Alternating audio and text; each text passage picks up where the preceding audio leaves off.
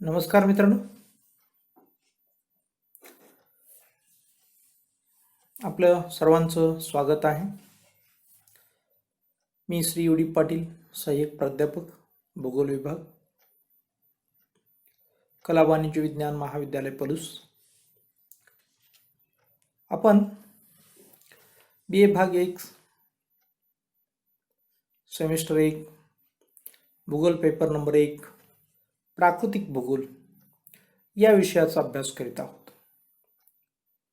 या विषयामध्ये 4 मॉड्यूल्स आहेत. यापैकी पहिली 2 मॉड्यूल्सचा अभ्यास आपण करणार आहोत.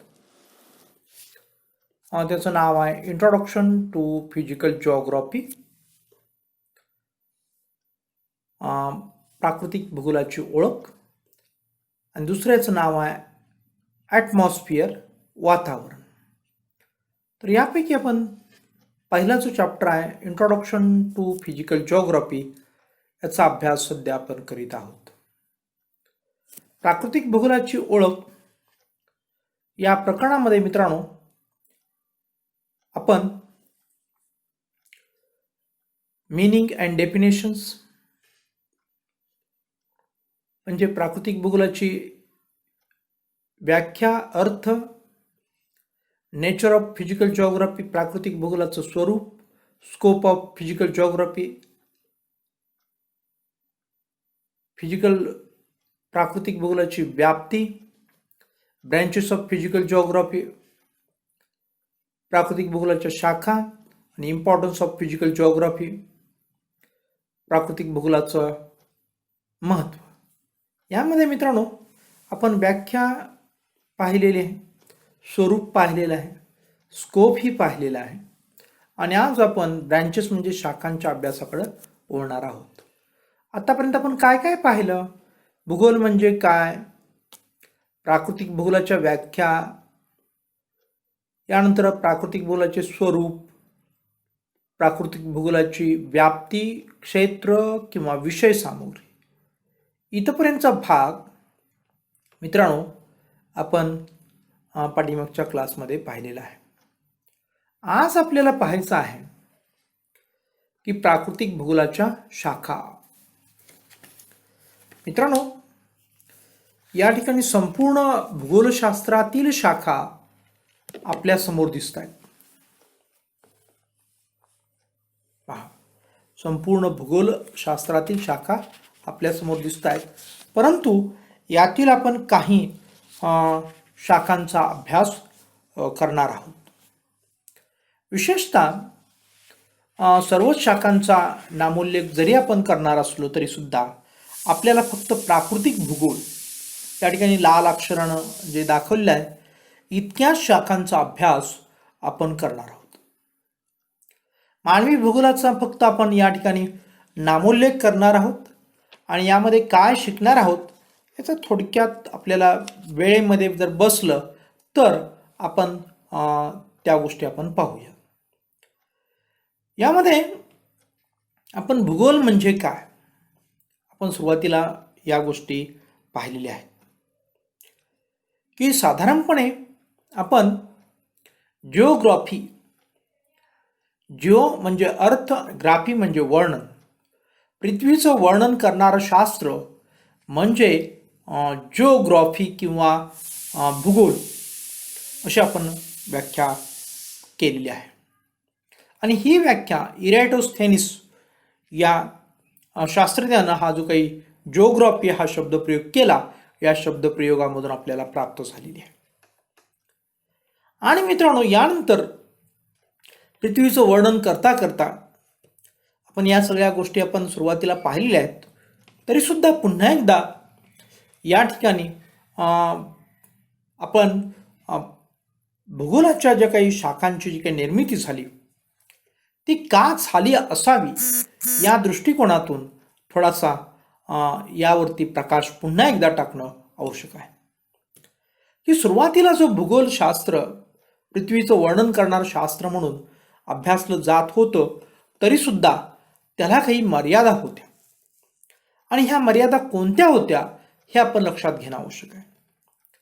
त्यामध्ये मित्रांनो प्रामुख्यानं एक मर्यादा होती, ती म्हणजे प्राकृतिक भूगोल आणि मानवी भूगोल या दोन्ही शाखांच्या निर्मितीपूर्वी अगदी सुरुवातीला भूगोलाची जी काही अभ्यास करण्याची पद्धती होती ती अत्यंत सीमित होती.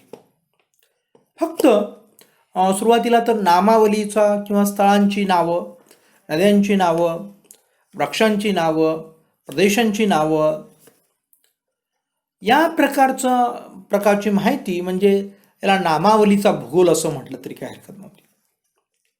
आणि त्यानंतर मग या सर्व जी काही नावासोबत नद्या म्हणल्यानंतर मग त्याचं वर्णन येऊ लागलं, पर्वत म्हणल्यानंतर त्याचं वर्णन येऊ लागलं, पठार म्हणल्यानंतर त्याचं वर्णन येऊ लागलं, असं सर्व भौगोलिक घटकांचं वर्णन सुरू झालं. या सर्व भौगोलिक घटकांच्या वर्णनासोबत मानवाचंही त्या ठिकाणी वर्णन होऊ लागलं. आणि ह्या अनेक वर्णनामधून मित्रांनो आपल्याला भूगोलाचं जे काही स्वरूप आहे या स्वरूपामध्ये या गोष्टी आपण सर्व अभ्यासलेल्या आहेत, त्याला आपण वर्णनात्मक स्वरूप असं म्हटलेलं आहे. आणि वर्णनानंतर आपण अधिक निरीक्षण करून याला निरीक्षणात्मक स्वरूप भूगोलाला प्राप्त करून दिलं. आणि त्या निरीक्षणाच्या आधारे आपण त्याच्या पाठीमागचं कार्यकारण भावात्मक स्वरूप आपण अभ्यासलं. आणि त्यानंतर आपण त्या वेगवेगळ्या घटकांचा एकमेकांशी काय संबंध आहे याचा अभ्यास आपण केला. आणि हे सर्व अभ्यासत असताना मित्रांनो अनेक गोष्टी आपण एकाच टायटल खाली म्हणजे भूगोल या एकाच नावाखाली या एकाच शाखेमध्ये किंवा या एकाच विषयामध्ये आपण या सर्व गोष्टींचा बहुविषयात्मक असा अभ्यास करत असल्यामुळं याला बहुविषयात्मक स्वरूप असं प्राप्त झालं असं म्हटलं तरी चालेल. आज सुद्धा प्राकृतिक भूगोलाला बहुविषयात्मक स्वरूप आहे, तरी सुद्धा पूर्वी त्याच्यामध्ये मानव आणि मानवाच्या ॲक्टिव्हिटीजचा पण समावेश त्याच्यामध्ये होता, म्हणजे अधिकच खिचडी झाली होती असं म्हटलं तर चुकीचं होणार नाही. हे आपण या ठिकाणी लक्षात घेणं आवश्यक आहे. अशा अनेक विषयांची एकत्रित अभ्यास भूगोलामध्ये केला जाऊ लागला. आणि मग विशेषीकरण किंवा एक वेगवेगळ्या अभ्यासाची गरज निर्माण झाली, कारण हा सर्व एकत्रित अभ्यास केल्यामुळं आपल्याला त्यातून अधिक सुसंगती प्राप्त होत नव्हती अभ्यासामध्ये. आणि म्हणून तज्ज्ञांनी या भूगोल शाखेमध्ये जे काही वाढणारं ज्ञान आहे या वाढणाऱ्या ज्ञानाचं 2 विभाग केले. एक प्राकृतिक किंवा भौगोलिक किंवा नैसर्गिक हे घटक वेगळे काढले आणि मानवी घटक वेगळे काढले. अशा 2 घटकामध्ये भूगोलांची विभागणी झाली मित्रांनो.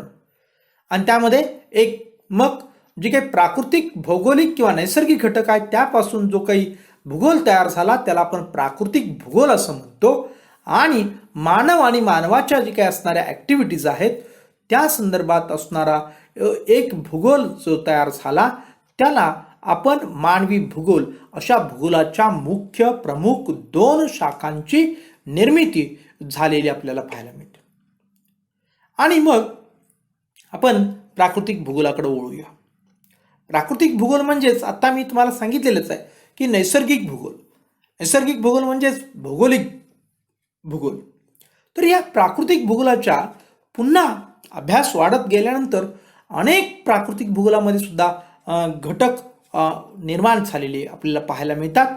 आणि त्यातून साधारणपणे जिवंतपणाच्या लक्षणावरून तज्ज्ञांनी 2 गट केले, अजैविक भूगोल आणि जैविक भूगोल.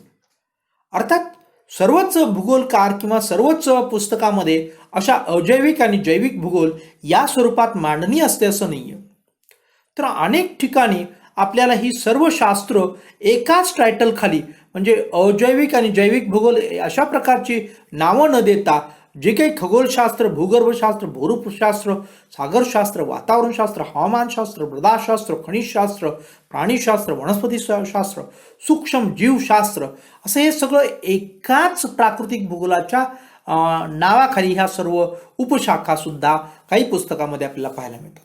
तुम्हाला जसं पाहायला मिळेल तशा प्रकारचा अभ्यास तुम्ही केलात आणि तशा प्रकारची मांडणी तुम्ही परीक्षेत केलीत तरी काहीही मित्रांनो फरक पडणार नाही, हे या ठिकाणी आपण लक्षात घ्या. त्याला आपण प्राकृतिक भूगोलाच्या शाखा असंच आपण म्हणणार आहोत.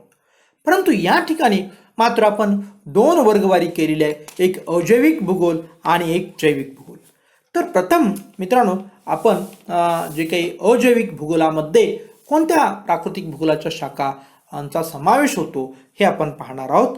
त्याच्यामध्ये आहे खगोलशास्त्र. प्रथम खगोलशास्त्र ही प्राकृतिक भूगोलाची एक शाखा आहे. यात ग्रह, उपग्रह, उल्का, धूमकेतू, तारे इत्यादींचा अभ्यास मित्रांनो होतो.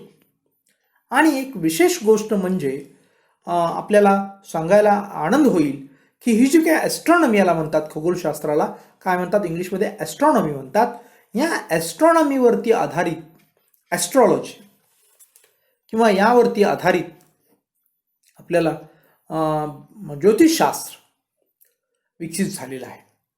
आणि या ज्योतिषशास्त्राचा अभ्यास अर्थात भूगोलात केला जात नसला तरी सुद्धा त्याच्यामध्ये ज्योतिषशास्त्रामध्ये ग्रह, तारे, उपग्रह या सर्व गोष्टींचा अभ्यास तिथं केला जात असतो. म्हणून मी याचा या ठिकाणी नामोल्लेख करतोय. आणखीन एक महत्त्वपूर्ण गोष्ट मला या ठिकाणी विषयांतर करून सांगायचे आहे. जरी आपल्या भूगोलाशी ज्योतिषशास्त्र संबंधित नसलं, अर्थात नाही असं म्हणता येणार नाही, कारण या संपूर्ण असणारे जे काही तारांगण आहे याच्यावरती आधारित जे काही असणारे राशी आहेत किंवा नक्षत्र आहेत, या सगळ्या गोष्टी या तारांगणावरतीच अवलंबून आहेत. त्यामुळे भूगोलाशी संबंध नाही असं म्हणता येत नाही, अप्रत्यक्ष संबंध आहे असं आपण तात्पुरतं म्हणूया. तर या ज्योतिषशास्त्रामध्ये सुद्धा तुम्ही चांगला अभ्यास केला, तुम्ही पारंगत झालात तर ती एक समाजाची गरज असलेली तुम्हाला पाहायला मिळेल. आणि म्हणून त्या दृष्टिकोनातून सुद्धा आपल्या अवतीभोवती अनेक छोट्या अभ्यासक्रमातून हे ज्योतिषशास्त्र शिकवलं जातं.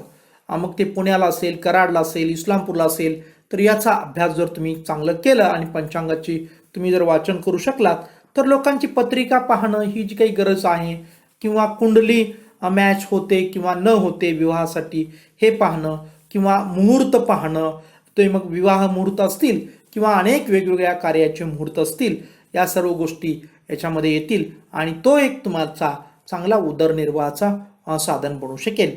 मात्र मी एकच तुम्हाला या ठिकाणी विनंती करेन की या शास्त्राचा अभ्यास केल्यानंतर याच्या साह्यानं कुणाला आपण फसवू नका, याचा आपण दुरुपयोग करू नका. शास्त्रीय दृष्टिकोनातून याचा अभ्यास करून लोकांना जितकी आपल्याला मदत करता येईल तितकी आपण मदत करा, असं मी या ठिकाणी तुम्हाला थोडक्यात विनंती करेन. आणि मग या खगोलशास्त्रानंतर प्राकृतिक भूगोलाची जी दुसरी शाखा आहे त्या शाखेचं नाव आहे भूगर्भ शाखा. या भूगर्भ शाखेमध्ये मित्रांनो कशाचा अभ्यास केला जातो हे आपण या ठिकाणी समजून घेणं आवश्यक आहे. भूगर्भ शास्त्रामध्ये मित्रांनो प्रामुख्यानं पृथ्वीच्या अंतर्गत रचनेचा अभ्यास केला जातो. आणि या अंतर्गत रचनेमध्ये एक महत्त्वपूर्ण गोष्टींचा दुसरा समावेश होतो म्हणजे त्या अंतर्गत हालचाली. आणि त्या अंतर्गत हालचालीचे संबंधित असणारे जे काही ॲक्टिव्हिटीज असतात, ज्याला आपण भूकंप म्हणतो, ज्वालामुखी म्हणतो, या गोष्टींचा सुद्धा अभ्यास या भूगर्भशास्त्रामध्ये केला जातो. हे आपण या ठिकाणी लक्षात घेणं अत्यंत आवश्यक आहे. आणि यानंतरची जी शाखा आहे त्याचं नाव आहे भूरूपशास्त्र. अर्थात भूरूपशास्त्रामध्ये यास आपण भूरचनाशास्त्र असंही म्हणू शकतो किंवा म्हणतो. प्राकृतिक भूगोलाची ही एक महत्त्वाची शाखा आहे. यात पृथ्वीचे बाह्य घनरूप कवच याचा अभ्यास होतो. पृथ्वीचे अंतरंग अर्थात भूरूपशास्त्राचाच भाग भूगर्भशास्त्र आहे आणि म्हणून त्या ठिकाणी पृथ्वीच्या अंतरंगाचा अभ्यासही भूरूपशास्त्रामध्ये होतो असं म्हटलं तरीच काही चुकीचं होणार नाही. याचबरोबर जी काही खंड आहेत, जी काही महासागर आहेत, यांची निर्मिती कशी झालेली आहे, यांचं वितरण कसं झालेलं आहे, या गोष्टींचा अभ्यास भूरूपशास्त्र किंवा भूरचनाशास्त्रामध्ये होतो. याशिवाय जी काही भूमी स्वरूप आहेत, ज्याला आपण पर्वत, पठार, मैदान, सागरामध्ये आढळणारी बेटं, ही जी काही भूमी स्वरूप आहेत, या भूमी स्वरूपांचा सुद्धा अभ्यास या ठिकाणी आपल्याला भूरूपशास्त्रामध्ये होतो हे आपण या ठिकाणी पाहणं आवश्यक आहे. याचबरोबर बाह्य शक्तीची जी काही कारकं आहेत किंवा बाह्य कारकं आहेत, ज्याला आपण ऊन, वारा, पाऊस, हिमनदी, अर्थात ऊन, वारा, पाऊस, यामध्ये पावसामध्येच मग जी काही पाऊस पडल्यामुळे तयार होणारी ती काही नदी असेल, वाहतं पाणी असेल किंवा समुद्रांच्या लाटा असतील, या सर्व गोष्टी येतील, याला आपण बाह्यकारक आपण म्हणतो. या बाह्यकारकांचा या असणाऱ्या भूमी स्वरूपावरती काय परिणाम होतो यांचा सुद्धा अभ्यास आपण या भूरचनाशास्त्र किंवा भूरूपशास्त्रामध्ये करतो. किंबहुना आपण आणखीन एक गोष्टीचा उल्लेख करणं आवश्यक आहे की ही जी काही बाह्यकारक आहेत, या बाह्यकारकांच्या साह्यामुळं पहा, या बाह्यकारकांच्या साह्यामुळं एक महत्त्वपूर्ण गोष्ट होते आणि ती महत्त्वपूर्ण गोष्ट म्हणजे की या बाह्यकारकांच्या साह्यामुळं कोणत्या प्रकारची भूमी स्वरूपं तयार होतात यांचा अभ्यास सुद्धा भूरूपशास्त्र किंवा भूरचनाशास्त्रामध्ये किंवा प्राकृतिक भूगोलाच्या या शाखेमध्ये केला जातो असं आपण या ठिकाणी म्हणू शकतो. आणि त्यानंतर आहे जी काही शाखा आहे, त्या शाखेचं नाव आहे मित्रांनो सागरशास्त्र. या सागरशास्त्रामध्ये आपण जर पाहिलं तर सागरशास्त्र तुम्ही पुढील वर्षी स्वतंत्र विषय सुद्धा तुम्हाला अभ्यासाला आपल्याला मिळेल. पहा, या सागरशास्त्रामध्ये पृथ्वीवरील समुद्र, पृथ्वीवरील असणारे महासागर यांचा अभ्यास होतो. या महासागरांचा किंवा या सागरांचा असणारा जो काही तळ आहे, त्यांची रचना आहे, या रचनेचा अभ्यास सुद्धा या सागरशास्त्रामध्ये केला जातो. याशिवाय सागरी निक्षेप म्हणजे सागरामध्ये जे काही गाळ असतो, सागरामध्ये जे काही खनिज असतात, यांना निक्षेप असं आपण म्हटलेलं आहे किंवा तज्ज्ञांनी म्हटलेलं आहे. या निक्षेपाचा अभ्यास सागरशास्त्रामध्ये होतो.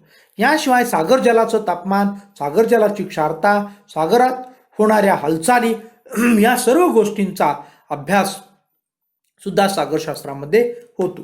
याशिवाय सागराच्या तापमानाचा इतर सागरी असणाऱ्या जे काही घटकांच्या वरती होणारा परिणाम किंवा सागर जलाच्या क्षारतेचा इतर घटकांच्या वरती होणारा परिणाम, या सर्व गोष्टी आपण या ठिकाणी अभ्यासत असतो. याशिवाय सागरात होणाऱ्या जे काही हालचाली आहेत, या हालचालींचा अभ्यास सुद्धा सागरशास्त्रामध्ये होतो. यामध्ये लाटा असेल, भरती असेल, ओहोटी असेल, सागरी प्रवाह असतील, या सर्व गोष्टींचा अभ्यास सागरशास्त्रामध्ये मित्रांनो केला जातो. याशिवाय सागरी वनस्पती असतील, सागरी प्राणी जीव असतील, याशिवाय सागरी संपत्ती असेल, या गोष्टींचा अभ्यास सुद्धा मित्रांनो सागरशास्त्रामध्ये केला जातो. याचबरोबर सागरशास्त्रामध्ये भरती, ओहोटी याचा सुद्धा अभ्यास केला जातो. त्याचबरोबर सागरामध्ये विविध प्रकारचे असणारे जे काही प्रवाह आहेत, या प्रवाहांना उष्णसागरी प्रवाह, शीतसागरी प्रवाह अशा आपण नावं देतो. यांचाही अभ्यास या ठिकाणी केला जातो आणि या प्रवाहांचा मानवी जीवनावरती काय परिणाम होतो याचाही अभ्यास सागरशास्त्रामध्ये मित्रांनो केला जातो. याशिवाय सुद्धा सागरी संपत्ती म्हणून मास्यांच्याकडं किंवा खनिजांच्याकडं पाहिलं जातं. या साधन संपत्ती म्हणून सागराकडं आपण आशाळभूतपणे पाहत असतो. याचाही अभ्यास यामध्ये केला जातो. भविष्य काळामध्ये जेव्हा मानवाला भूमी जी काही आहे, त्या भूमीचं विभाजन आपण व्यस्त प्रकारे झालेलं आपल्याला पाहायला मिळतो. उदाहरणार्थ की 71% भूभागावरती पाणी आहे, तर 29% भूभागावरती काय आहे, जमीन आहे. आणि या जमिनीवरती सुद्धा सर्वच जमीन शेती योग्य आहे असं नाही. बरीचशी जमीन ही उष्ण वाळवंटी आहे, बरीचशी जमीन ही शीत वाळवंटी आहे, बरीचशी जमीन ही पर्वतीय भागामध्ये मोडते, बरीचशी जमीन ही पर्वत अंतर्गत पठारी भागाखाली गेलेली आहे आणि थोडीशी जी काही जमीन आहे ही शेतजमीन प्रचंड असणाऱ्या लोकसंख्येला कमी पडते आणि काही जमीन ही आहे ही वनांच्या खाली गेलेली आहे. अशा प्रकारे अनेक घटकांच्या मध्ये या जमिनीचं विभाजन होतं आणि पुन्हा जी काही जमीन 29% होती ती मानवाला शेतीसाठी अत्यंत अल्प प्रमाणात उपलब्ध असते. आणि म्हणून या वाढत्या लोकसंख्येला जे काही अन्न आहे, ही अन्न ह्या समस्येला प्रचंड गांभीर्यानं घेण्याची आवश्यकता आज भासते आणि भविष्य काळात भासणार आहे. आणि या प्रश्नाची सोडवणूक करण्यासाठी आपल्या सर्वांना सागरशास्त्राकडं वळावं लागेल. आणि सागरात असणारे जे काही मासे आहेत किंवा जे काही जलचर आहेत हे आज सुद्धा आपण अन्न म्हणून त्याचा वापर करतो, पण भविष्य काळातील तो आपला अन्नांचा साठा आहे अशा दृष्टिकोनातून सुद्धा सागरशास्त्राकडं पाहिलं जातं. याशिवाय प्राकृतिक भूगोलाची आणखीन एक महत्त्वपूर्ण शाखा आहे. त्या शाखाचं नाव आहे वातावरणशास्त्र. वातावरणशास्त्रामध्ये मित्रांनो आपण पाहतो की साधारणपणे वातावरणाचे 3 घटक असतात. या 3 घटकामध्ये आपण वातावरणाच्या एक वायू असतो, एक दुसरा घटक असतो तो म्हणजे बाष्पाचे आविष्कार असतात, आणि तिसरा घटक म्हणजे धुलीकण असतात. या वातावरणाच्या 3 घटकांच्यामुळं जी काही दुसरी एक संकल्पना येते ती म्हणजे हवा.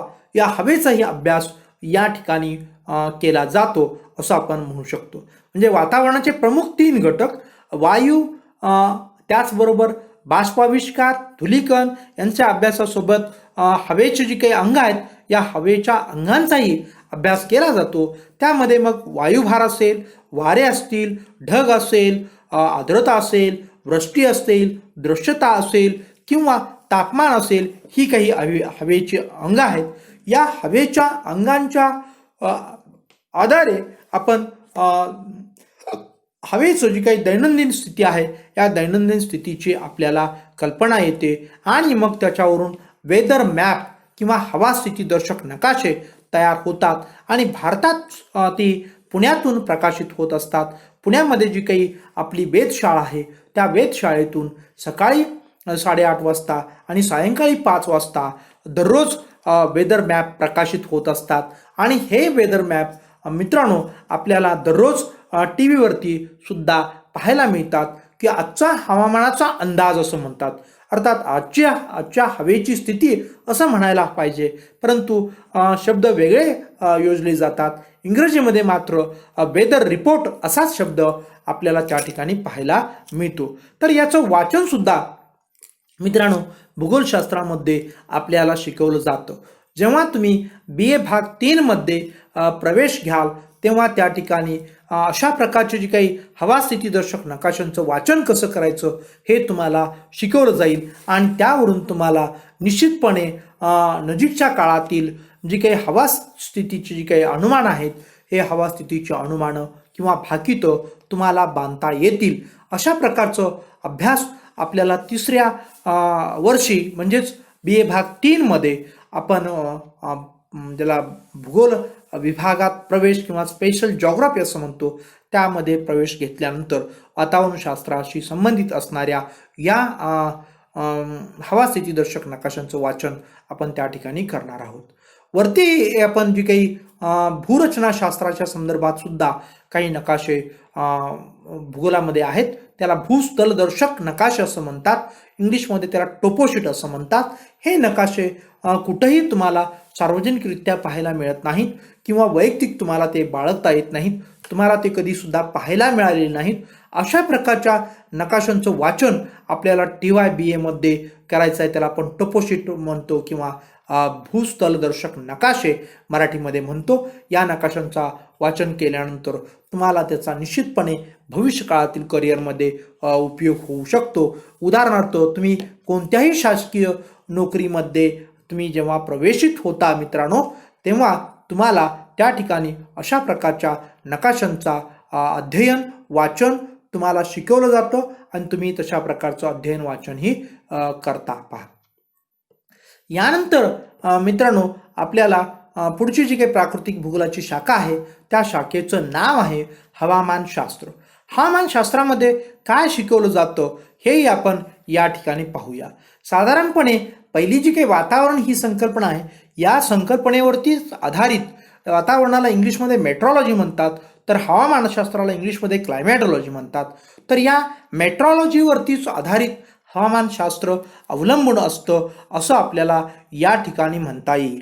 हवा म्हणजे काय आपण पाहिलं की वातावरणाची दैनिक स्थिती म्हणजे हवा, तर हवामान म्हणजे हवेच्या दैनिक स्थितीच्या सरासरीस आपण हवामान असं म्हणतो. आणि ही जी काही सरासरी आहे मित्रांनो, साधारणपणे 30-35 वर्षाची सरासरी काढली जाते आणि मग त्या ठिकाणी अशा प्रकारचा जो काही अनुमान किंवा अंदाज काढला जातो त्याला आपण हवामान असं म्हणतो. आणि या हवामानशास्त्रामध्ये जी काही गोष्टी येतात त्या सर्व गोष्टी, हवेची जी काही अंग आपण पाहिली त्याच गोष्टी पुन्हा या ठिकाणी रिपीट होत आहेत. उदाहरणार्थ पहा की वातावरणामध्ये असणारं जे काही तापमान आहे, वायुभार आहे, हवेच्या भाराचे जे काही पट्टे आहेत, या सर्व गोष्टींचा अभ्यास या हवामानशास्त्रामध्ये होतो. याशिवाय पहा आर्द्रता आहे, ढग आहे, वृष्टी आहे, या सर्व गोष्टींचा अभ्यास आपल्याला या ठिकाणी केलेला पाहायला मिळतो. याशिवाय आपण वातावरण किंवा वातावरणाचे काही घटक आपण अभ्यासले त्या घटकांचा सुद्धा विचार हवामानशास्त्रामध्ये होतो. म्हणजेच वायू, बाष्पाविष्कार, धूलिकण या सर्व गोष्टींचा अभ्यास सुद्धा हवामानशास्त्रामध्ये होतो मित्रांनो. याशिवाय मित्रांनो, हवामानशास्त्राचं जे काही महत्त्व आहे किंवा वातावरणशास्त्राचं जे काही महत्त्व आहे हे अनन्यसाधारण सध्याच्या काळामध्ये आहे असं आपण म्हणू शकतो.